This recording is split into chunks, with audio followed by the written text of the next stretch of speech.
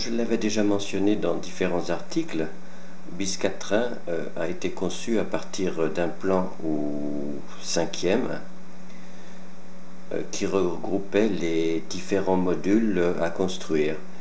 Alors ici, si on se déplace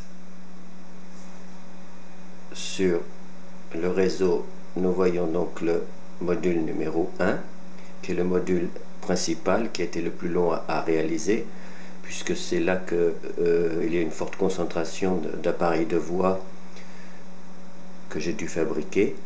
Donc ce module-là fait 2 mètres de long sur 1,50 m de large. Le deuxième module est beaucoup plus étroit, il fait 1 mètre de large sur 1,50 m de long. Le troisième module, qui correspond à la partie du dépôt, fait 1,50 m sur 1,50 m. Si on repart et qu'on poursuit de l'autre côté et qu'on avance d'une façon chronologique, il y a le module numéro 4, donc qui tient compte un petit peu de la partie en L du réseau et qui fait une longueur un petit peu plus longue que 1,50 m, toujours sur 1 mètre de large. Ensuite, nous avons le module 5 qui regroupe sur 1,50 m par 1,50 m toute la partie de la gare. Ensuite, le module 6, donc qui l'amorce de la partie montagneuse. Ensuite a été construit le module 7, donc qui est la partie la plus haute de la montagne. Et pour terminer, le module 8, donc qui se raccorde au module numéro 4 et qui prend une partie du viaduc. Sachant que le viaduc a dû être posé sur l'ensemble des modules après coup, compte tenu du fait qu'il était coupé sur une, deux, sur trois. Il passait sur 3 modules différents. Impossible de faire autrement. Voilà la conception donc de la partie visible du réseau. Donc cette partie a été revue quelques années plus tard pour arriver à faire correspondre les voies dans l'alignement, les voies d'accès dans l'alignement des voies de la rotonde. Voilà la partie en vert et la partie qui a été refaite. Voilà, je vous propose une petite visite accompagnée du réseau BIS4.1.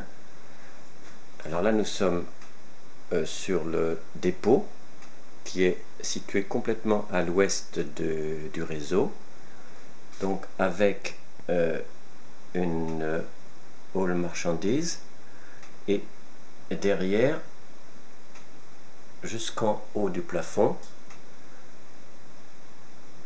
il y a effectivement un ciel qui a été peint à la main et sur lequel j'ai rajouté des posters de façon à créer un fond de décor.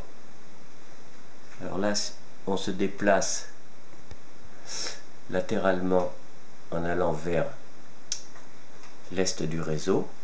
Alors là, il y a une zone industrielle, disons que c'est un bien grand mot puisqu'il y a quelques bâtiments, avec donc un embranchement particulier qui dessert l'usine Moreau, dont on voit ici quelques wagons qui stationnent, qui transportent des coils. Ensuite, toujours en se déplaçant vers l'est, nous sommes dans une zone toujours assez plate. Et enfin, on arrive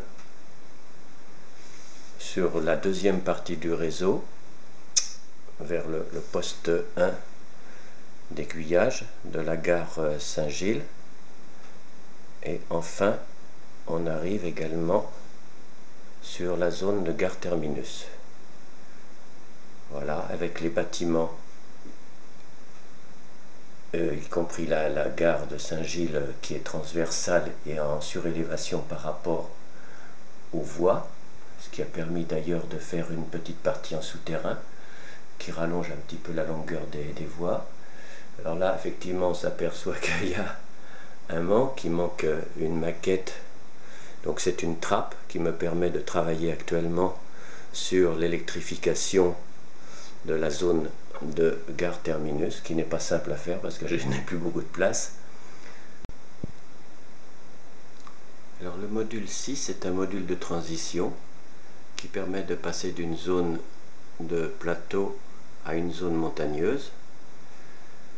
Nous voyons pas mal de chalets et fermes de type suisse. Et on termine complètement donc au sud-est du réseau par une gare de passage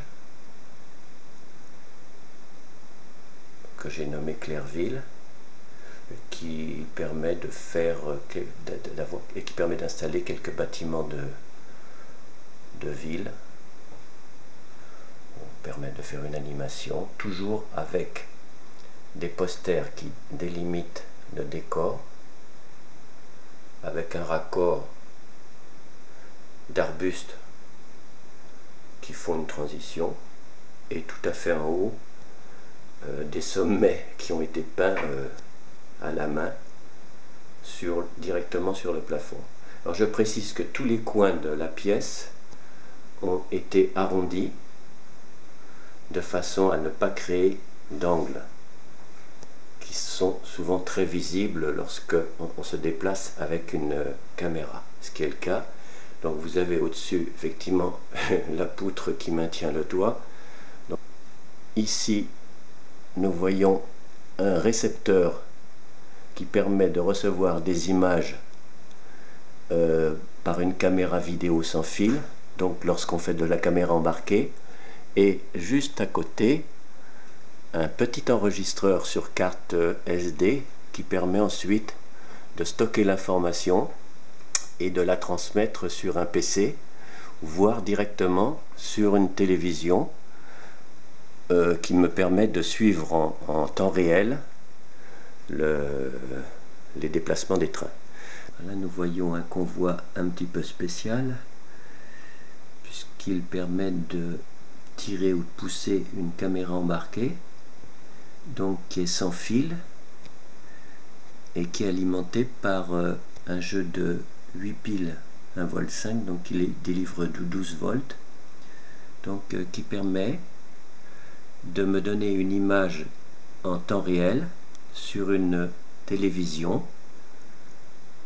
des différents endroits du réseau, y compris les parties cachées, ce qui est souvent très pratique. Alors, les images sont retransmises en direct sur une petite télévision que j'ai installée sous le réseau et qui me permet de visionner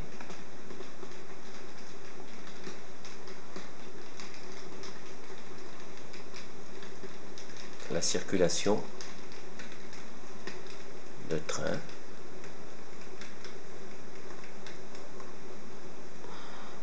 Donc la télévision est escamotable.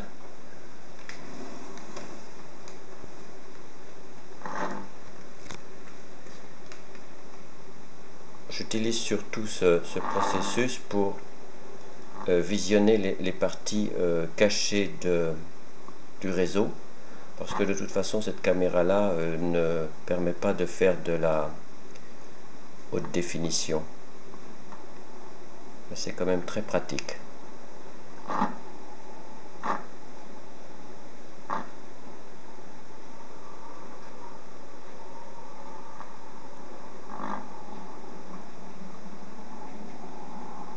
Là nous rentrons dans la rampe hélicoïdale.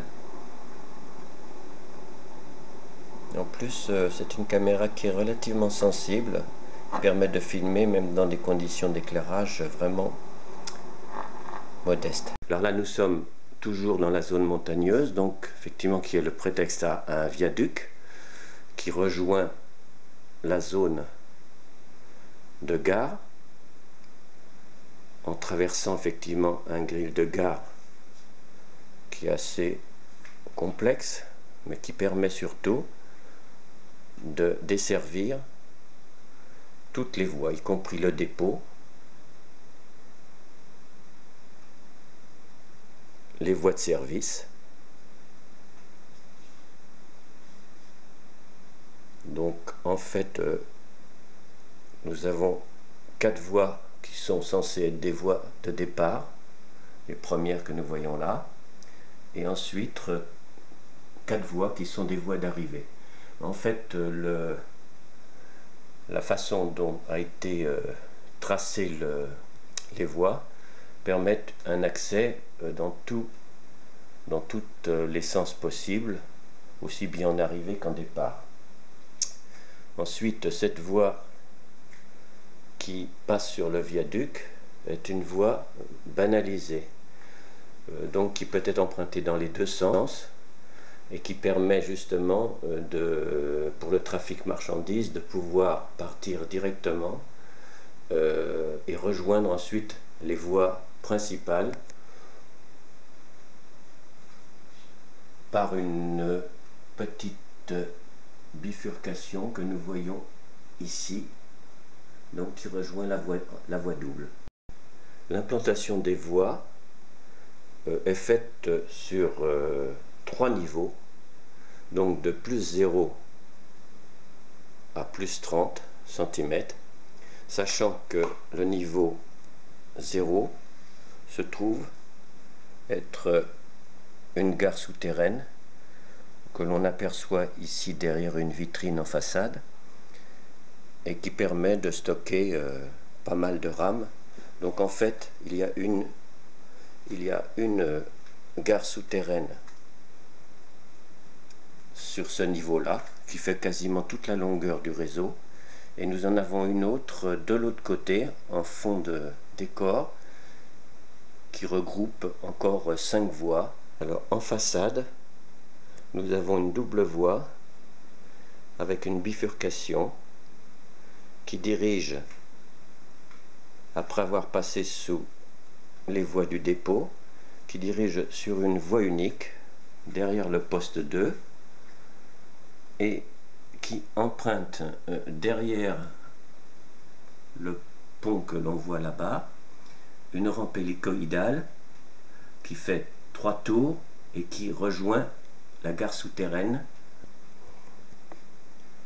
Comme je l'ai déjà précisé dans de nombreux articles, tous les aiguillages ont été fabriqués maison, ce qui a permis notamment de pouvoir faire des géométries difficiles à trouver dans le commerce, notamment ce croisement là dont une partie est en courbe. Bon, les signaux sont des productions en kit de chez Zebulon et de ALP2M pour les versions modernes, qui permet d'avoir des reproductions quasiment parfaites des signaux SNCF. Alors en gare, nous avons 2 types de signaux qui permettent d'assurer la protection du cisaillement. Donc nous avons un portique Zebulon en kit qui a été fabriqué et une adaptation de 2 portiques à 2 potences plutôt, donc construite sous forme d'un portique qui regroupe les 4 signaux de carré qui protègent la sortie des 4 voies d'arrivée. Au niveau des caténaires, donc j'ai souhaité ne pas en mettre sur le dépôt vapeur. Donc on a ici un poteau où la ligne se termine devant le poste 2. Ensuite, tous les poteaux portiques potence sont des modèles type Nord-Est de chez JV, qui ont été améliorés, renforcés pour la plupart avec pas mal de consoles et avec des caténaires qui sont entièrement de fabrication maison à partir de fils laiton soudés de 0,5 mm de diamètre. Bon, j'ai choisi ce diamètre parce que ça assurait quand même une certaine rigidité à l'ensemble, sachant qu'elle n'est pas tendue, elle est simplement soudée sur toutes les consoles.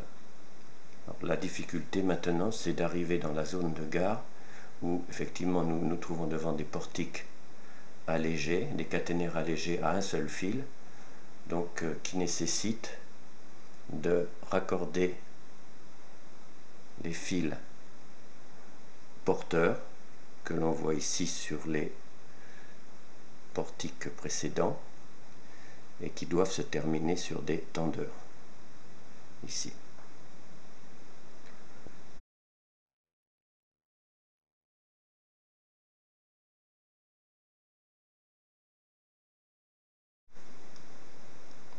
Alors autour du réseau, j'avais prévu un couloir d'une trentaine de centimètres de large. Là nous sommes sur la partie ouest du réseau qui permet de pouvoir circuler autour. Donc et progressivement, je lui ai ajouté des modules escamotables qui font à peu près la même largeur sur 1,30 m à 1,50 m de longueur. Là nous voyons par exemple un module qui correspond à un embranchement particulier que j'ai nommé une usine continentale. Un petit peu plus loin, nous avons également 2 et 3 modules qui sont escamotables et qui me permettent de faire des travaux de maintenance tout autour du réseau. Alors au niveau de la montagne, c'est la même chose. À l'origine, j'avais un couloir de 30 cm qui me permettait de passer sur la partie sud-est du réseau. Et en fait, je l'ai progressivement complété. Là, nous voyons par exemple un module de montagne où j'ai installé une cascade et des promeneurs. Bon, pas mal d'arbres qui terminent le décor. Ensuite, nous avons un module qui représente une église avec un petit hôtel terminus et un autre module qui permet de terminer la ville, toujours avec un fond de décor bon, qui j'essayais de faire correspondre le mieux avec les bâtiments présents. Et voilà, nous retombons à nouveau sur la gare. Là-haut, nous voyons une maquette qui a été déposée provisoirement sur la poutre, qui correspond en fait à une maquette dont on voit l'emplacement derrière les deux bâtiments, les deux premiers bâtiments de ville, donc qui permet de fermer complètement le décor, donc, et qui me permet également de travailler tout autour du réseau. Là, nous avons également au niveau du château d'eau un module qui est escamotable, toujours d'une trentaine de centimètres de côté. Ensuite, nous avons un petit bâtiment type atelier qui est également un module avec derrière des posters qui sont de la marque Ohagen. Non, je dois me tromper, c'est plutôt la marque Bosch. Ceux-là, ils sont de la marque Bosch, donc qui ont été découpés au niveau du contour, du relief. Et là, par exemple, nous voyons un village suisse qui est dans le fond du décor, avec des arbres donc qui terminent bien la transition. Alors là, nous sommes dans la zone montagneuse où j'ai installé pas mal de chalets et on s'aperçoit que le centre du module il est équipé d'une trappe escamotable sur laquelle j'ai installé une petite église et une ferme. Voilà. Et là, nous voyons donc la rampe hélicoïdale qui fait le tour de la trappe. Une des rampes hélicoïdales, puisque nous en avons 3 sur chaque point extrême du réseau.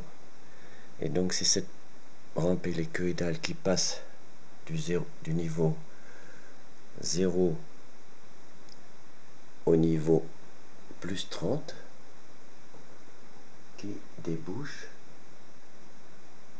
sur le viaduc. Alors lorsqu'on se balade sous le réseau, on s'aperçoit que toute l'ossature est faite à partir de tasseaux collés et vissés, donc qui rejoignent plusieurs niveaux et qui permettent d'assurer une très grande rigidité à l'ensemble. Le niveau 0 de tous les modules se situe au niveau du plan de roulement de la partie la plus basse, se situe à 81 cm exactement du sol, sachant que les différents niveaux montent à plus 30 cm de haut, donc on arrive sensiblement à un niveau de 110 au niveau des voies les plus élevées du réseau.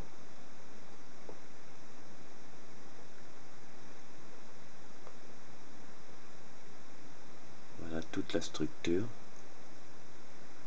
du réseau. Ce système est particulièrement intéressant parce qu'il le permet de faire circuler des plans de roulement quasiment partout où il y a des endroits ajourés, et s'il le faut, et si on doit faire quelques transformations, il suffit de supprimer quelques chandelles qui supportent les structures supérieures, et ainsi on peut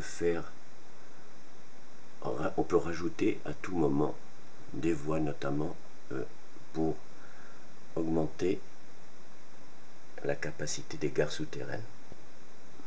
C'est ainsi que j'ai pu augmenter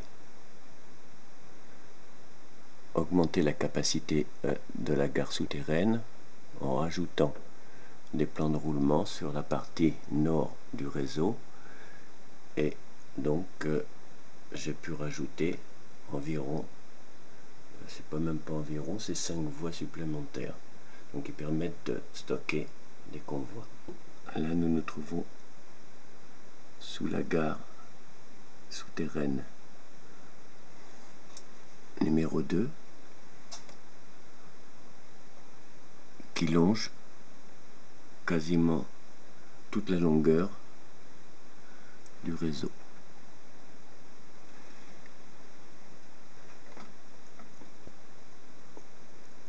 Alors ici nous sommes au niveau 0, sous la gare souterraine, la première que j'avais fabriquée et qui comporte 9 voies.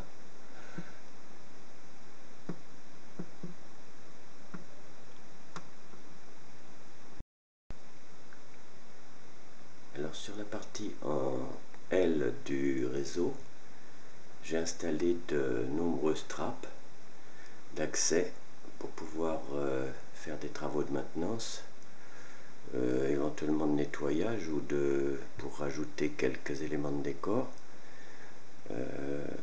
Là nous en voyons également une autre qui correspond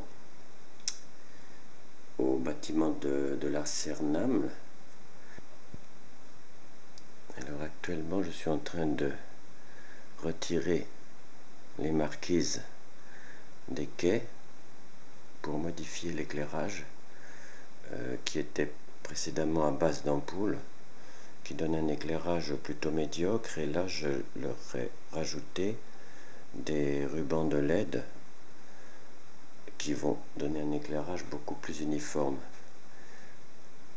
Lorsque nous nous approchons, nous voyons les entrailles du sous-sol de la gare terminus, qui est basé sur un panneau monté sur une charnière piano qui permet d'avoir accès au-dessous. Là, nous voyons,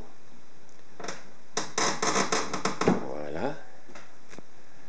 Donc c'est très pratique comme système parce que nous pouvons très rapidement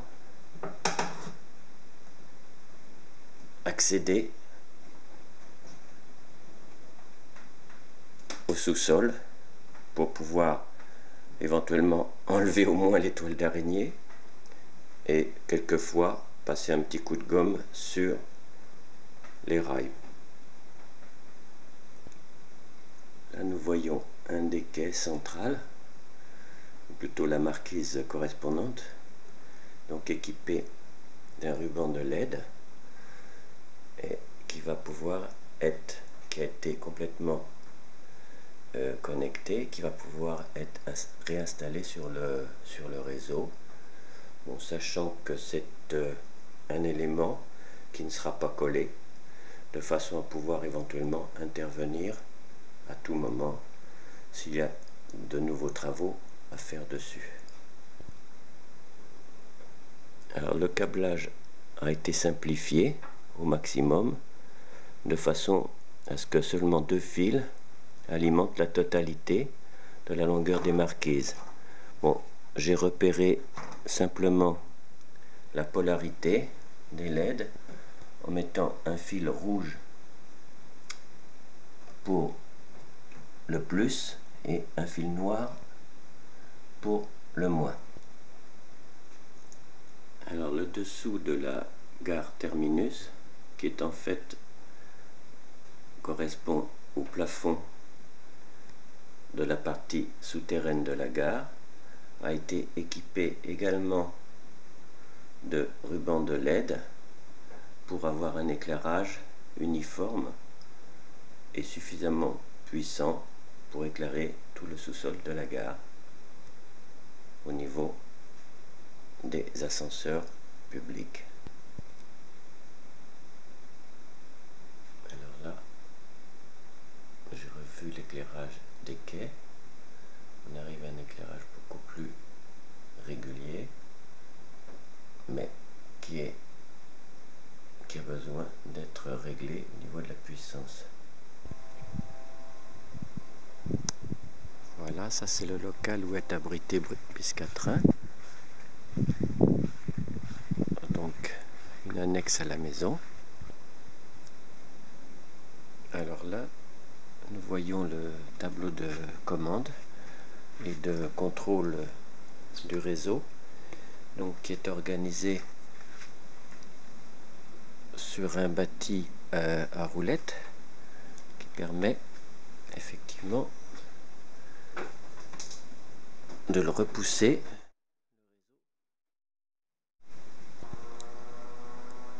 Voilà le panneau vu de dessus. Alors sur le côté gauche, nous avons les interrupteurs qui alimentent tous les circuits. Donc l'alimentation digitale, les voies paires et impaires de blocs automatiques, l'interrupteur de détection des convois, les relais de signaux, les aiguillages, tous les voyants de TCO, toutes les voies C qui concernent le dépôt, et enfin l'interrupteur qui concerne la rotation du pont tournant. Sur le côté gauche, donc j'ai ajouté des coupe-circuits sous forme d'ampoules qui sont montés en série à la sortie de tous les circuits et qui permettent de détecter les courts-circuits. et surtout d'éviter effectivement de griller les circuits électroniques. Alors sur la partie centrale, nous avons deux ampèremètres qui permettent de savoir quelle est la puissance qui est absorbée par les trains lorsqu'ils sont tous en circulation.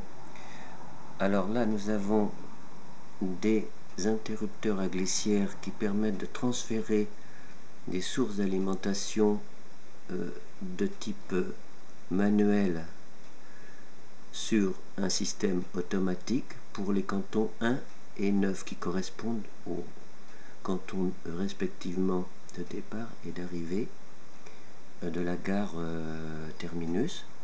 Et ensuite également sur toute la partie manuelle des voies de dépôt, on peut les transférer également sur une alimentation digitale, ce qui est en violet ici.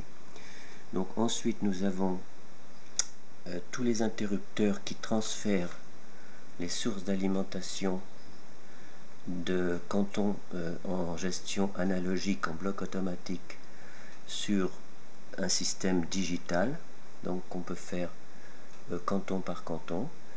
Ensuite nous avons effectivement la reproduction d'un semblant de TCO où nous trouvons dessus les interrupteurs des différents éclairages des sections de la maquette, les maquettes éclairées.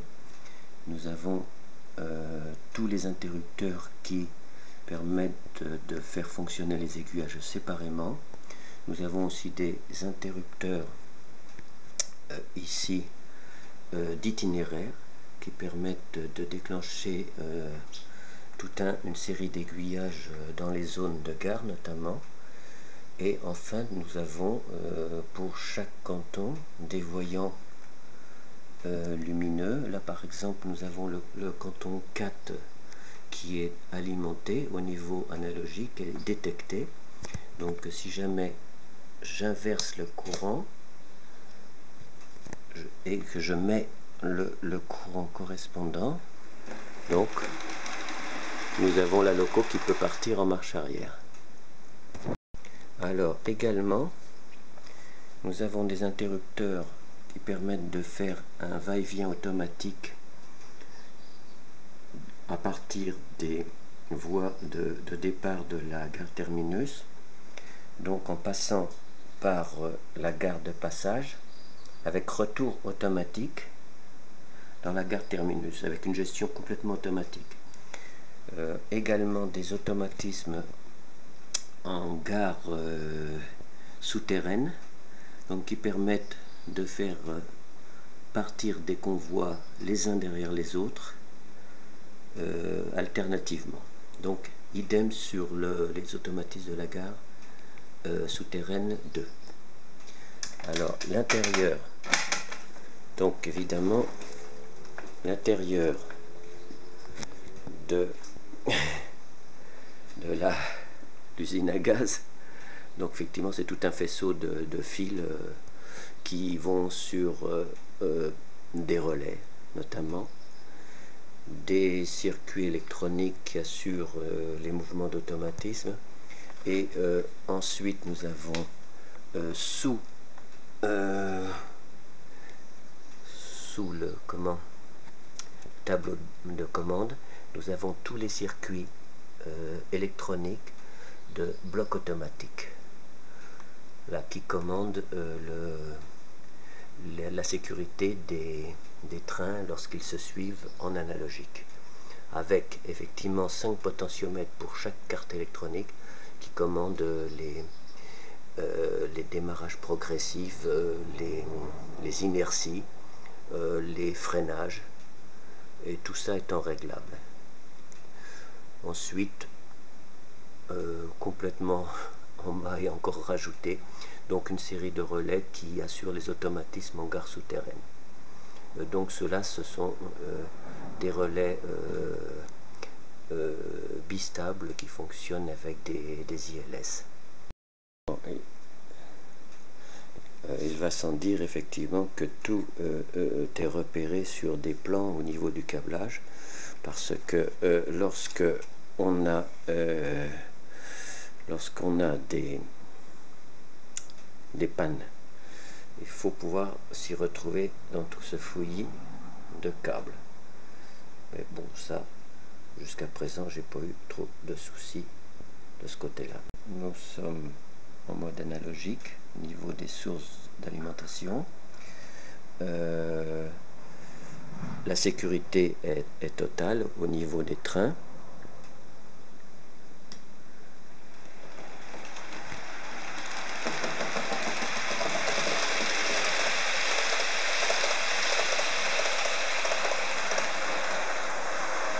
Avec une signalisation qui est conforme à celle de la SNCF.